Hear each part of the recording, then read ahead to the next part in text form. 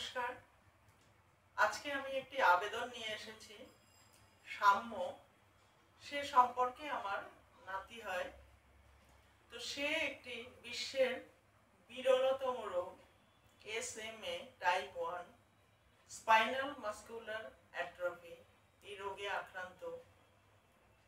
এই রোগটি ধীরে ধীরে পেশিকে দুর্বল করে ফেলে। আস্তে আস্তে তার নিজে থেকে খাওয়া, শ্বাস নেওয়া এইগুলো আস্তে আস্তে কমে যায়। তো এই রোগ থেকে নিরাময়ের উপায় হচ্ছে একটি ইনজেকশন, যার নাকি দাম হচ্ছে 9 কোটি টাকা। তো একটি সাধারণ মধ্যবিত্ত পরিবারের পক্ষে এই টাকা সংগ্রহ করা খুবই কঠিন ব্যাপার। তো হ্যাঁ, তখনই সহজ যখন আমরা সকলে যদি একটু সহযোগিতার হাত বাড়িয়ে দিই, তাহলে কিন্তু আমরা পারি এই ছোট্ট শিশুটিকে, এই ফুলের মতো শিশুটিকে সুস্থ করে তুলতে। হ্যাঁ, আর এই যে শিশুটির যে মা বাবা, তাদের মুখেও আমরা হাসি ফোটাতে পারি।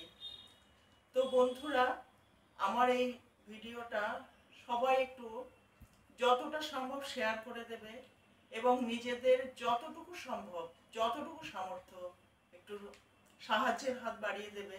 আর আমরা যত মানুষের কাছে পৌঁছাতে পারবো, শিশুটি কিন্তু তত তাড়াতাড়ি সুস্থ হয়ে উঠবে এবং অন্য আরো 5টা শিশুর মতো সে হাসবে, খেলবে, সবাইকে আনন্দ দেবে। আর আশা করি সকলেই সহযোগিতার হাত বাড়িয়ে দেবে আর এই ভিডিওটি প্রচুর প্রচুর শেয়ার করবে, যাতে আমরা অনেক মানুষের কাছে পৌঁছাতে পারি।